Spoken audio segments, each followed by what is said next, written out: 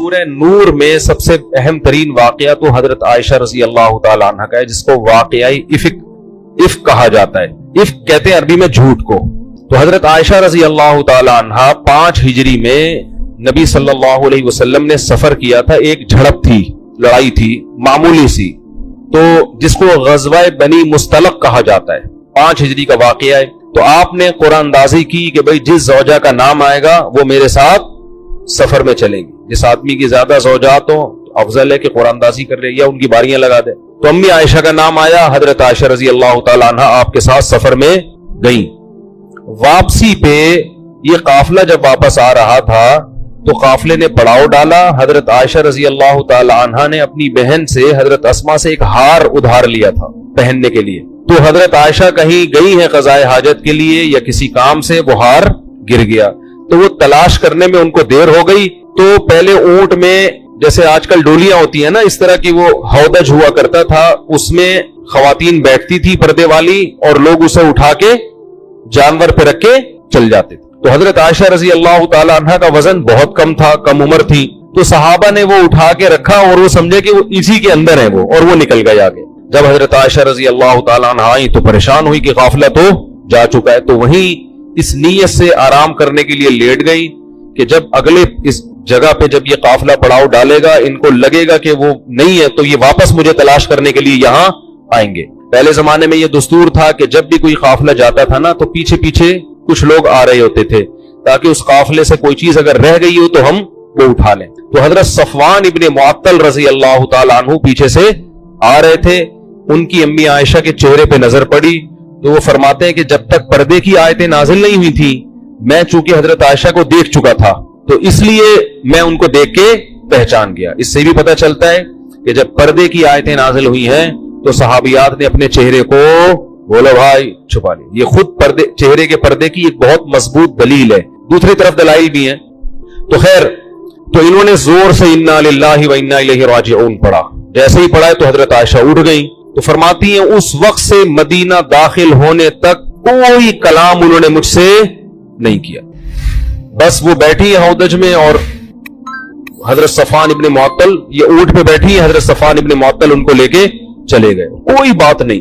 تو جیسے ہی مدینہ میں داخل ہوئے نا تو یہ عبداللہ ابن ابی ابن سلول، یہ بہت بڑا منافق تھا، منفی پروپیگنڈے کا اس کو موقع چاہیے، ہر معاشرے میں ہوتے ہیں ایسے لوگ۔ تو اس نے جب دیکھا کہ امی عائشہ ان کے ساتھ آ رہی حضرت صفوان ابن معطل، تو اس نے معاذ اللہ نقل کفر یہ پروپیگنڈا کرنا شروع کر دیا کہ اللہ معاف فرمائے، بولتے ہوئے بھی ڈر لگتا ہے کہ معاذ اللہ ان کے آپس میں معاذ اللہ نقل کفر ناجائز تعلقات ہیں، زنا کی تہمت لگائی اور اتنا پروپیگنڈا کیا اس نے، اتنا پروپیگنڈا کیا کہ 3 صحابہ وہ بھی اس کے پروپیگنڈے میں آ گئے، حالانکہ وہ بدر میں شریک ہوئے تھے، مخلص تھے، 2 صحابہ اور 1 صحابیہ۔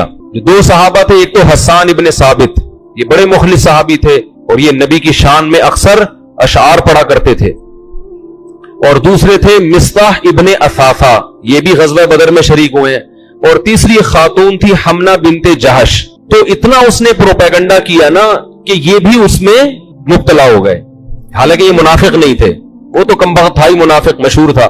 حضرت عائشہ رضی اللہ تعالی عنہ سفر سے واپسی پہ بیمار تھی، تھکاوٹ تھی، گھر سے نہیں نکلی۔ تو ایک دن وہ حضرت مصطح جو تھے نا، جو اس تہمت میں شریک تھے، ان کی والدہ کے ساتھ فرماتی ہیں کہ میں کہیں رات کو قضائے حاجت کے لیے دور گئی، تو جا رہی تھی تو کہیں پاؤں لگا ہوگا کہیں ٹھوکر، تو حضرت مصطح کی جو والدہ تھی انہوں نے اپنے بیٹے کے لیے بد دعا کی کہ وہ ہلاک ہو جائے۔ تو یہ فرماتی ہیں کہ میں نے کہا کہ وہ بدری صحابی ہیں، کیوں ان کے لیے بد دعا کر رہی ہو؟ تو انہوں نے کہا کہ تمہیں پتہ نہیں ہے تمہارے بارے میں کیا مشہور کر دیا ہے۔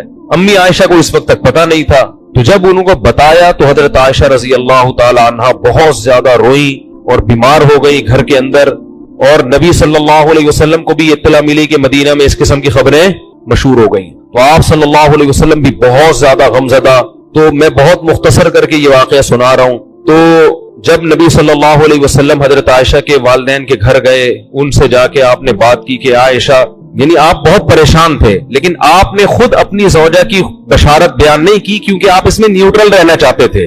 آپ نے حضرت عائشہ سے پوچھا کہ بتاؤ اصل معاملہ کیا ہے؟ تو حضرت عائشہ فرماتی ہیں کہ میں نے کہا کہ اگر میں یہ کہوں گی کہ میں بے گناہ ہوں تو لوگ میری بات پہ یقین نہیں کریں گے، اور اگر میں یہ کہوں گی کہ میں مجرم ہوں تو فوراً لوگ کیا کر لیں گے؟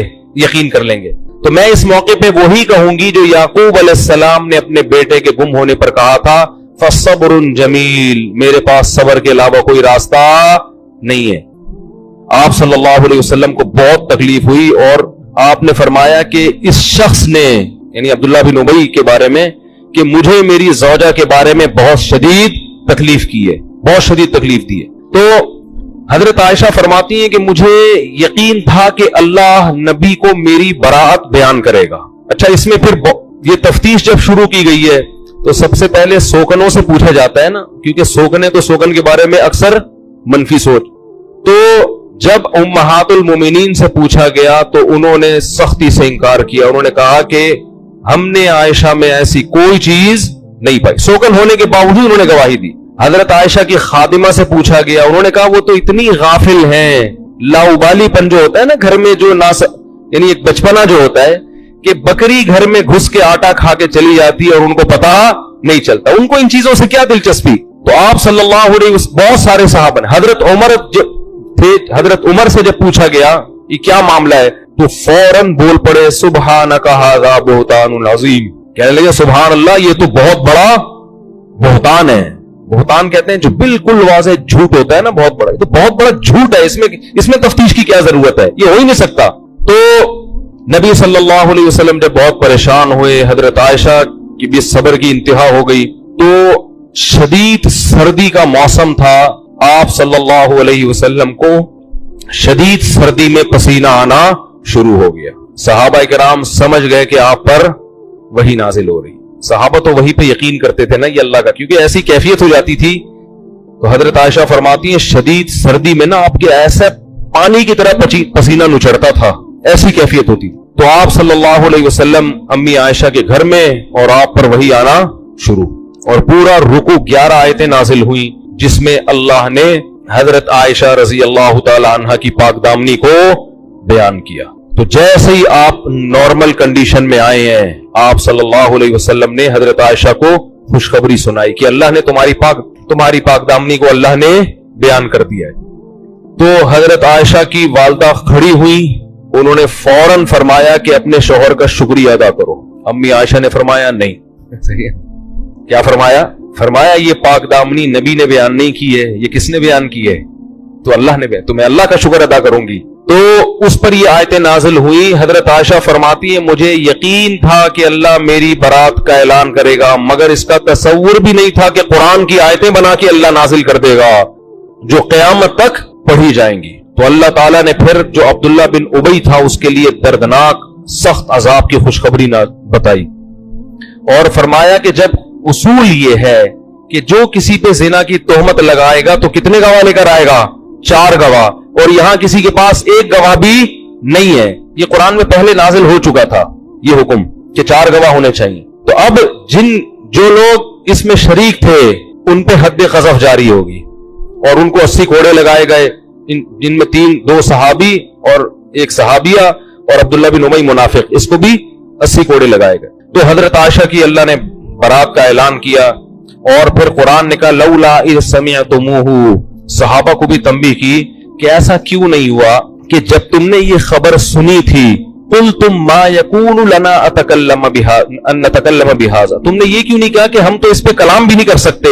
سبحانک ھذا بہتان عظیم، جو الفاظ حضرت عمر کے تھے نا، تو اللہ نے فرمایا تم سب نے یہ کیوں نہیں کہا.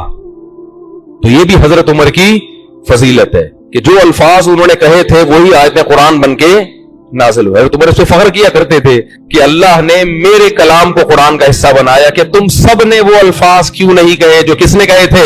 حضرت عمر تو بہت غیرت والے تھے نا، ان میں تو یہ دائیں بائیں حساب کتاب تھا ہی نہیں. ٹھیک ہے نا، انہوں نے کہا یہ کیسے ہو سکتا ہے، یہ تو ممکن نہیں ہے. کیونکہ سب جانتے تھے پہلے زمانے، جیسے آج بھی گاؤں میں سب ایک دوسرے کو جانتے ہیں، تو پہلے تو صدیوں سے قبیلے ایک ساتھ رہتے. بالکل اس کی مثال ایسے ہے جیسے حضرت مریم کے جب بغیر شوہر کے بچہ ہوا ہے تو بنی اسرائیل نے کیا کہا، اے مریم تجھے تو ہم بچپن سے جانتے ہیں، ما کان ابوکی امرأ سوء وما کانت امکی بغیہ، نہ تمہارا باپ برا آدمی اور نہ تمہاری ماں فاحشہ، تم تو پیغمبروں کے خاندان میں پیدا ہو کے تم نے یہ کیسے کر لیا. تو جو قریب رہتے ہیں نا وہ ایک دوسرے کو جانتے ہیں. تو حضرت عمر امی عائشہ کو جانتے تھے، ابو بکر کی بیٹی ہے، सुबहानक, इन्होंने कहा इसकी तफ्तीश की जरूरत नहीं है, सुबहानक हादा बुहतानुन अजीम।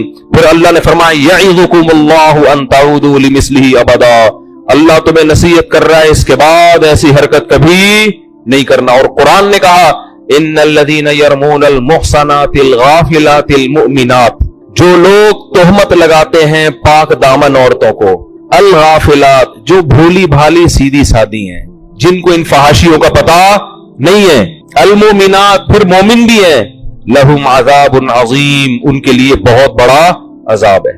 तो इसमें अल्लाह ने अम्मी आयशा को सीधी सादी भी कहा, मोमिन भी कहा और पाक दामन भी कहा कि भाई तोहमत अगर कोई लगाए किसी पहले से कोई फाहिशा औरत हो, कोई तवाइफ है मशहूर है दुनिया में, उसके बारे में कोई कहे इसने जिना किया है, बुरा तो ये भी है, जब तक गवाह नहीं आप नहीं लगा सकते, लेकिन एक पाक दामन और नेक औरत पर आप कैसे तोहमत लगा रहे हैं। फिर कुरान ने यह भी कहा अल खबीसातु लिल खबीसीन वल खबीसूना लिल खबीसात, अल्लाह ने अपने हबीब सल्लल्लाहु अलैहि वसल्लम के लिए जिस खातून की सिलेक्शन की है वो तय्यबात में दाखिल है, वो खबीसात में दाखिल नहीं है, क्योंकि ये तो अल्लाह के हुक्म पे आपने निकाह किया था ना, ख्वाब आया था आप सल्लल्लाहु अलैहि वसल्लम को, तो इसमें भी कुरान ने बताया। इसलिए उलमा कहते हैं इस पर पूरी उम्मत का इजमा है कि पैगंबर की बीवी काफिर तो हो सकती है, फाहिशा जानिया नहीं हो सकती। लूत अलैहिस्सलाम की बीवी काफिर थी, जानिया नहीं थी। नूह अलैहिस्सलाम की बीवी काफिर थी, जानिया नहीं थी। पैगंबर की के नसब में ऐसा नहीं होता। वजह उसकी ये है कि किसी की बीवी का गैर मुस्लिम होना उस मर्द के लिए बेइज्जती का सबब नहीं है, वो आखिरत में उसको गैर मुस्लिम होने की सजा मिलेगी, मगर ये मर्द के लिए बेइज्जती की बात बोलो ना नहीं है। लेकिन किसी की बीवी का जानिया होना उस आदमी के लिए बोलो ना यार बहुत ही बुरी बात, उससे वो उसका इमेज खत्म, बर्बाद। और फिर आगे नसब में क्या है, क्या पता चलेगा ये बच्चे आप ही के हैं या कहीं और से तो नहीं डाउनलोड करवाया इन्होंने, क्या पता चलेगा, नसब खराब। हदीस में आता है वलिद तो मिन निकाहिन ला मिन सिफा, आदम से लेके आज तक मेरे जितनी हमारी नस्ल पैदा हुई निकाह के जरिए हुई है, इसमें जिना नहीं हुआ। तो पैगंबरों के लूत अलैहिस्सलाम की जो बीवी थी वो जानिया नहीं थी, वो लड़कों को, वो जो है ना लोगों को पता बताती थी लड़कों के बारे में, खुद जिना नहीं किया उसने कभी।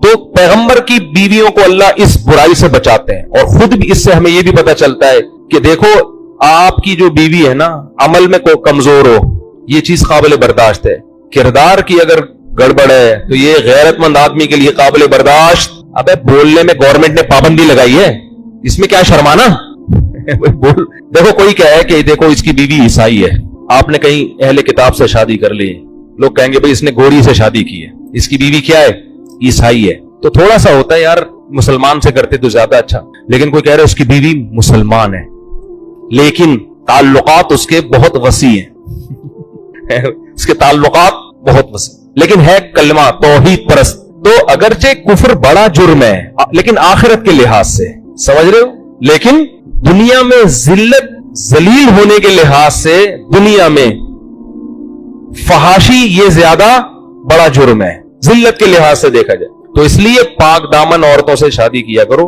भी वही अभी क्या फिर मैं किससे सुनाऊं आपको, वो एक आदमी की शादी हुई ना तो बीवी से कहते हैं आज से तुम मेरी कायनात, तुम ही मेरी मसरत, तुम ही मेरी फरहत। वो तो बेचारा डायलॉग बोल रहा था, फरहत यानी खुशी, मसरत भी खुशी और कायनात भी, वो समझी अपनी गर्लफ्रेंड के नाम बता रहे हैं। कहते हैं आज से तुम मेरी कायनात, मेरी फरहत भी तुम, मेरी मसरत भी तुम। कहती है ठीक है, सत्तार भी फिर आज से तुम ही हो, गफ्फार भी तुम और वसीम भी तुम ही हो। जब तुमने फरहत, मसरत और कायनात से ताल्लुक खत्म कर दिया तो अब मेरा भी वसीम से कोई ताल्लुक नहीं रहेगा, मैं भी उसके नंबर डिलीट कर रही हूं तो अब बताओ आगे जिंदगी चलेगी। तो किरदार का एक नंबर होना औरत में ये बहुत बड़ी खूबी है कि अपने शौहर से वफा करती हो।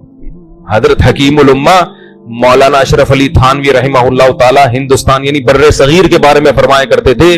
फरमाया बर्रे सगीर की उस वक्त तो बहुत है, ये बर्रे सगीर की औरत में एक खूबी ऐसी है कि इस खूबी की वजह से उसकी हर खामी बर्दाश्त की जाएगी कि ये अपने शौहरों से वफादार होती है। यूरोप में आप शादी करो ना भाई, कुछ पता नहीं होता कि ये जो मुंह से कह रही हो सिर्फ तुम, हमारे यहां भी रक्षा के पीछे लिखा होता है सिर्फ तुम, तो ये सच्ची मुच्ची का लिखा है या वैसे ही बेवकूफ बनाने के लिए लिखा। तो وفا بہت بڑی نعمت ہے, بہت بڑی دولت ہے. تو اللہ نے امی عائشہ رضی اللہ تعالی عنہا کی برات کو نازل کیا, اور اس واقعے میں بہت سارے اسباق ہیں. ایک سبق ہمیں یہ ملتا ہے, بھائی نیک اور پاک دامن لوگوں پر بھی تہمتیں لگ سکتی ہیں, اور ہر ایک کی پاک دامنی اللہ آسمان سے نہیں اتارتا. تو جیلیسی, حسد جہاں بھی ہوگا نا, منافق کو تو حسد ہوتا تھا نا کہ یہ تو ترقی کرتے چلے جا رہے ہیں, تو کوئی موقع ہاتھ سے جانے نہیں دیتے.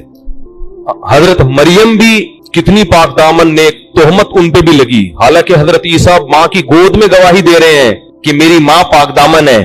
معجزے اللہ نے, کتنی اللہ نے بیان کیا نا ان کی پاک دامنی کو, مگر یہودی آج بھی حضرت مریم جیسی پاک دامن کو معاذ اللہ فاحشہ کہتے ہیں. تو دنیا میں برے الزام لگتے بھی ہیں اور پنپتے بھی ہیں, چل بھی جاتے ہیں وہ. امی عائشہ کی پاک دامنی اللہ نے آسمان سے نازل کی, یہ بتانے کے لیے وَتَحْسَبُونَهُ هَيِّنًا وَهُوَ عِندَ اللَّهِ الْعَظِيمِ وَهُوَ عِندَ اللَّهِ عَظِيمٌ. فرمایا تم اس معاملے کو ہلکا سمجھو, لیکن اللہ کی نظر میں پیغمبر کی زوجہ کا معاملہ بہت بڑا ہے. تو اس واقعے سے اللہ نے امی عائشہ کی فضیلت کو بھی بیان کر دیا کہ جو مقام اللہ کی نظر میں حضرت مریم کا ہے, اس معاملے میں وہی مقام اللہ کی نظر میں کس کا ہے, حضرت عائشہ. ان پہ تہمت اللہ نے برداشت نہیں کی, قرآن میں بیان کی. امی عائشہ کی پر جو تہمت لگی وہ بھی اللہ نے قرآن میں بیان کی ہے. لیکن جیسے حضرت مریم کو فاحشہ کہنے والے آج بھی موجود, معاذ اللہ نقل کفر, امی عائشہ کو برا بھلا کہنے والے, فاحشہ کہنے والے بھی آج موجود ہیں. جیسے وہ کافر ہیں یہ بھی کافر ہیں. جو امی عائشہ پہ تہمت لگاتا ہے نا, اسلام کی نظر میں وہ کیا ہے, کیونکہ قرآن نے ان کی پاک دامنی کو بیان کر دیا, واضح لفظوں میں بیان کر دیا قرآن نے. تو یہ بھی ہمیں اس سے سبق ملتا ہے. اور یہ بھی سبق ملتا ہے کہ عورت کی جو صفت اللہ نے بیان کی, الغافلات, فحاشی کی چیزوں کا اس کو پتا نہ ہو. باپ کے گھر سے نکل کے کہاں جائے, شوہر کے گھر میں. آج کل ایسا نہیں ہو رہا, ابا کے گھر سے نکل کے 15-20 سال مختلف تجربے کرتے, سب کی بات نہیں بھائی, 2-4 ہی ایسی ہیں تو ہوتی ہے, لیکن وہی پھر تم ہی میرے ستار بھی, تم ہی میرے غفار, یہ نوبت آ رہی. تو جلدی نکاح کرنے کا فائدہ کیا ہوتا ہے, بچی عفت اور پاک دامنی والی زندگی گزارتی, وہ اپنے شوہر کے ساتھ وفا کرتی ہے. سمجھتے ہو کہ نہیں سمجھتے, اور خود بھی وفا کرنی چاہیے, خالی ادھر کے مشورے نہیں ہیں. ہماری نظر میں حضرت حسین رضی اللہ تعالی عنہ کا قتل کربلا میں یہ تاریخ کا بدترین ظلم, اس لیے بدترین ظلم کہ آپ غیر مسلموں کے ہاتھوں شہید نہیں ہوئے, بلکہ ان لوگوں کے ہاتھوں شہید ہوئے جو اپنے آپ کو مسلمان کہتے تھے, اور مسلمانوں کی قیادت اس وقت ان کے ہاتھ میں تھی, حکومت ان کے ہاتھ میں تھی. لیکن اس ظلم پہ اہل سنت والجماعت کے ہاں, جو سنی ہیں, ان کے چاروں مکاتب فکر کے ہاں نہ رونے پیٹنے کی اجازت, نہ نوحہ کرنے کی اجازت, اور نہ میرے بھائی ماتم کرنے کی اجازت. تو جو کر رہا ہے ان کا فقہ ہے, ان کو فالو کرنے دیں, ان کی فیلڈ میں آپ ٹانگ نہ اڑائیں, ان سے جا کے بلا وجہ بحثیں نہ کریں, بولے بھائی ٹھیک ہے. دیکھو آج جو اتفاق پیدا کرنے کی کوشش کی جائے, میں بھی شیعہ سنی لڑائی کا ہرگز قائل نہیں ہوں, لیکن اتفاق کی ایسی کوشش کہ آپ کی پہچان ہی ختم ہو جائے, یہ اتفاق پائیدار نہیں ہوتا. اتفاق کا مطلب ہے لڑو مت, بس ایک دوسرے کا احترام کرو, معاملات ایک دوسرے سے صاف رکھو, ایک دوسرے کو گالی گلوچ مت دو, لڑو مت. اتنا اتفاق ہم بھی مانتے ہیں. ایک دفعہ مجھ سے کسی نے کہا کہ بھائی مسلمانوں میں اتحاد پیدا کرنے کے لیے ضروری ہے کہ ہم سب ایک دوسرے کے پیچھے نمازیں پڑھیں, سمجھ رہے ہیں, یعنی ہر فرقے کے پیچھے نمازیں پڑھیں. میں نے کہا یہ اتحاد کی یہ کوشش پائیدار نہیں ہے. اگر ایک آدمی کا خیال یہ ہے کہ یہ جو نماز پڑھ رہا ہے یہ میری تحقیق کے مطابق صحیح نہیں ہے, تو آپ اس کو زبردستی مجبور نہ کریں کہ وہ اس کے پیچھے نماز پڑھے. جیسے ہندو اور مسلمانوں میں اگر اتحاد پیدا کرنا ہو, میں ہندو مسلمانوں کی مثال شیعہ سنی پہ فٹ نہیں کر رہا, ایک خارجی مثال دے رہا ہوں بالکل. تو اس کا ایک طریقہ تو یہ ہے کہ بھائی لڑو نہیں آپس میں, وہ مندر جائے اور تم کہاں جاؤ, مسجد جاؤ. لیکن آپ ایسے شروع کر دیں کہ اگر ہندو نماز پڑھائے تو مسلمان اس کے پیچھے نماز پڑھ لیں, ایسا نہیں ہوگا بھائی, کیونکہ ہماری رائے کے مطابق پھر نماز ہوگی نہیں. تو اسی طرح کوئی مسلمان نماز پڑھا رہا ہے مگر اس کا فقہ یہ کہ وہ بغیر وضو بھی نماز کا قائل ہے, اس کا فرقہ یہ کہتا ہے, تو ہم اس کے پیچھے پڑھ لیں گے, ہے بھائی نہیں پڑھیں گے. ہم بولیں گے بھائی ہماری رائے کے مطابق آپ کی نماز نہیں ہو رہی. اگر آپ کا فقہ یہ کہتا ہے کہ بغیر وضو بھی ہو جاتی ہے تو ٹھیک, آپ پڑھتے نا, ہم آپ کو نہیں چھیڑ رہے, لیکن ہماری تحقیق یہ کہ نہیں ہوتی. تو اسی طرح میرے بھائی اگر میرا کسی کے بارے میں عقیدہ ہو کہ یہ شرک کا مرتکب ہے اور میں اس کے پیچھے نماز نہ پڑھوں تو اس کو فرقہ واریت نہیں کہتے. سمجھ رہے کہ نہیں سمجھ رہے؟ ہاں لڑے نہیں. دنیا میں درجنوں نظریات کے لوگ ہیں, درجنوں فرقے ہیں, درجنوں مذاہب ہیں, آپس میں محبت سے رہیں. عبادت ہر شخص اپنے اپنے اخپل طریقے سے کرے گا. بہت دنوں سے اخپل کا لفظ نہیں آیا تھا. اسی طرح میں یہ سمجھتا ہوں یہ مشرک تو نہیں ہے تو توحید پرست، مگر اس کی نماز قرآن و حدیث کے خلاف ہے بالکل، اور ایسی مسٹیک کر رہا ہے جس سے میری رائے کے مطابق نماز ہی نہیں ہوتی. تو بھی مجھے یہ رائٹ حاصل ہے کہ میں اس کے پیچھے نماز نہ پڑھوں، مگر میں اپنی تحقیق اس پہ تھوپ نہیں سکتا. زبردستی تھوپیں گے تو پھر قواریت بڑھے گی. بہت مشکل ہے بھائی، بہت مشکل ہے سمجھانا. تو مجھے لوگ پوچھتے ہیں کہ فلاں کے پیچھے نماز پڑھو، میں کہتا ہوں بھائی نہیں پڑھو. کہنے سے پھر قواریت پیدا ہوگی. میں نے کہا نہیں ہوگی پھر قواریت پیدا. اگر آپ کی رائے کے مطابق اس کی نماز قرآن و سنت کے مطابق نہیں ہے تو آپ نہ پڑھیں. شیعہ سنی ہمیشہ سے آئے ہیں اور ایک دوسرے کے پیچھے نمازیں بعض نے پڑھی بھی ہیں بعض نے نہیں بھی پڑھی ہیں، اور یہ بھی حدیث سے ہمیں ملتا ہے. دیکھو بنو قریظہ میں رسول اللہ صلی اللہ علیہ وسلم نے صحابہ کی جماعت کو بھیجا اور کہا کہ عصر کی نماز کا وقت جب تک عصر وہاں پہنچ کے پڑھنا ہے. مشہور حدیث ہے. راستے میں نماز قضا ہونے لگی. صحابہ کی ایک جماعت کا خیال تھا بھی نماز کا ٹائم ختم ہو رہا ہے ہم پڑھیں گے نماز. دوسری جماعت کا خیال تھا کہ بھئی نبی نے تو اجازت نہیں دی. انہوں نے کہا بھئی اس لیے نہیں دی کہ نبی کو تھوڑی معلوم تھا کہ نماز قضا ہو جائے گی. ایک فریق نے نماز پڑھی اور ایک نے نماز نہیں پڑھی. اب آپ یہ تو نہیں کہہ سکتے جنہوں نے نہیں پڑھی انہوں نے ان کے پیچھے کیوں نہیں پڑھی. کیا وہ ان کو کافر سمجھتے تھے؟